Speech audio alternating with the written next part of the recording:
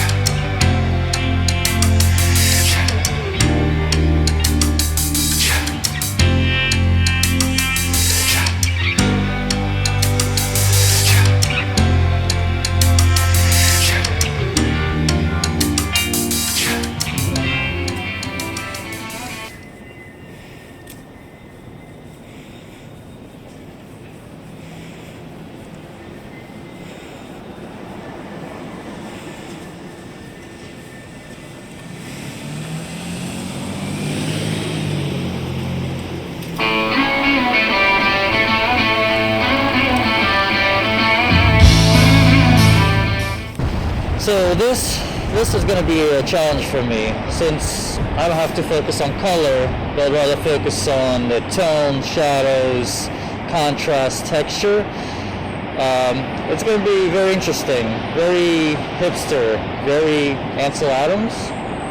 I guess what's old is new again. So let's just go with it, okay? So with some clever framing and composition inspired by Wes Anderson, I think it's going to be a good time. So sit back, grab a slice of pizza, and enjoy the show.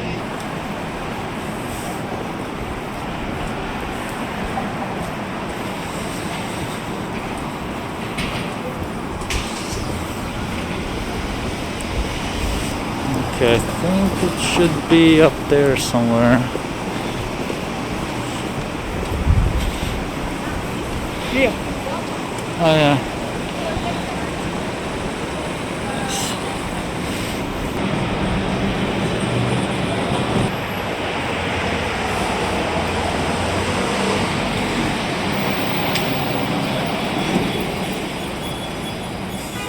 The thing about places you have already been is that you know what you're getting yourself into. You can never visit the same place twice. Each time it's a different story. But the very act of coming back, you wipe out what came before.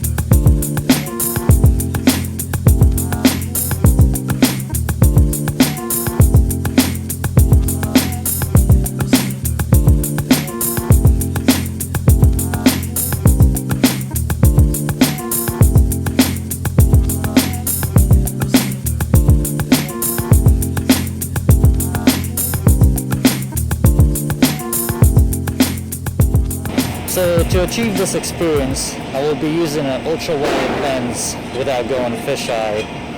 For an immersive sound, I will be using an immersive sound recorder. And for smooth motion, I'm going to be using a Steadicam. And for all the talking bits right here, I'm going to be using a 50mm on my crop sensor Canon body. Let's do it.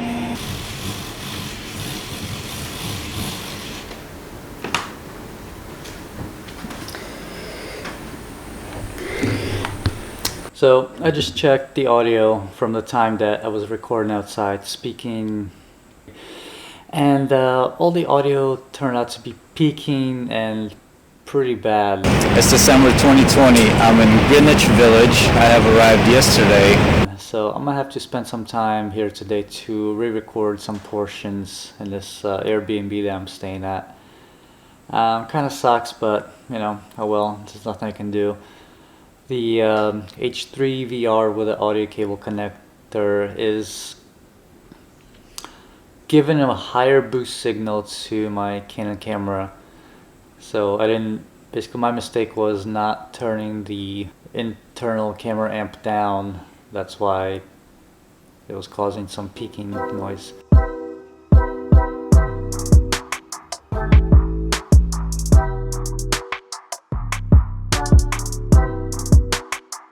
So a popular technique in color photography is the use of contrast. So for example, if you have red flowers and green grass, you know, the contrast between the red and the green will give you a nice image. However, this doesn't really apply with what was that?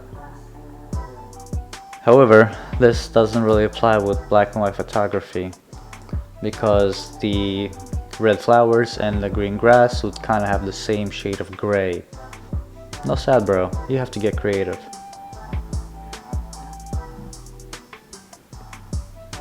So what needs to be done different? And you need to look for contrast in tone instead of contrast in color. You have to look past color. So look for ranges in the highlights, midtones, and shadows. Look for images that have a combination of light, mid, and dark color tones with some crazy contrast. Look for, you know, harmonious combinations of these contrasts, and I think you'll have a pretty nice picture. Keep in mind how light hits your subject and the shadows that are produced are critical and are a big part of black and white photography. The presence of shadows and highlights create most contrast. Natural and artificial light will drive how shadows and highlights will behave in your image.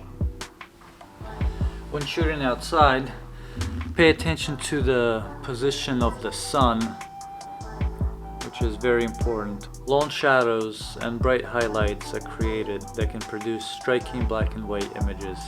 However, in the middle of the day, the sun is high and landscape might appear flat. You can also take advantage of various weather conditions that create dramatic images, like a dramatically lit building against a brooding sky.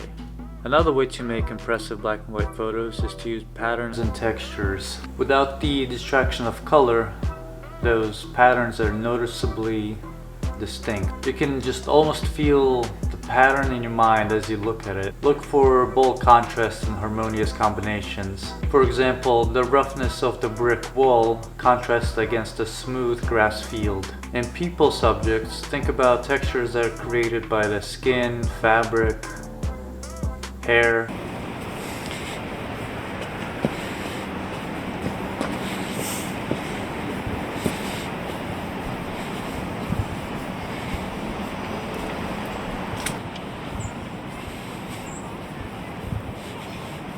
One of the places that were on my photo bucket list was this place right here, Tudor City Bridge, which is typically a hot photo location of the cityscape and the Chrysler Building.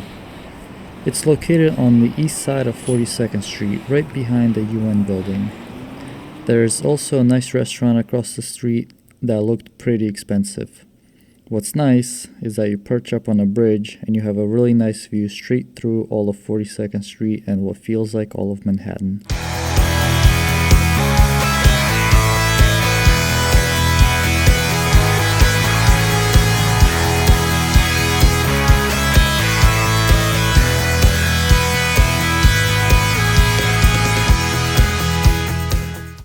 The last and final thing about black and white photography is don't worry about the white balance, because your image is going to be black and white balance is used to select the appropriate color tone if you're shooting color images.